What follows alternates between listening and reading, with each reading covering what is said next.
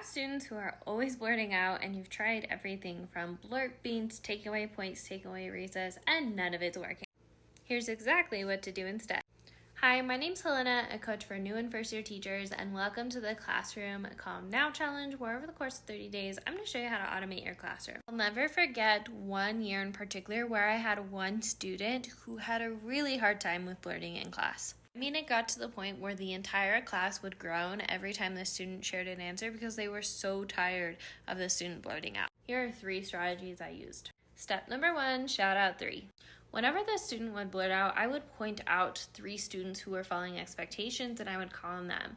For example, I love how student A is raising their hand. Student A, what do you think the answer is?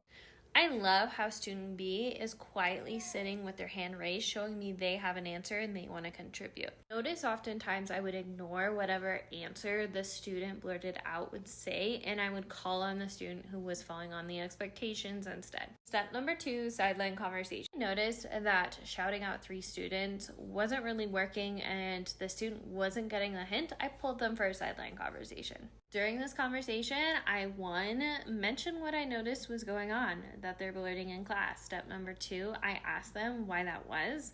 Step number 3, I reminded them of what the expectations were in class. Number 4, I gave them 2 choices to either raise their hand or practice the procedure of raising their hand later with me during free time for the rest of the class, or to write an apology letter to the student that they were blurting out over. Step number 3, behavior plan. At the end of the day, some students just have a really hard time with social cues, and so these strategies aren't going to work for them. So this is where a behavior plan comes into action. I call the family, I mention what I've used in class, I ask them what they like to do at home, and if it continues, then I'm going to get my admin and support team involved, and we're going to come up with a plan to set up the student for success. If you love this scenario and you want to see how I would handle more scenarios in class when it comes to behavior, make sure to check out my classroom management bundle, because one of the bonuses in there is I actually go through common scenarios that happen in class and how I would particularly solve them. Plus it has things like my classroom procedure slides and my classroom job slides. Make sure to comment challenge and I will send you a link to that bundle.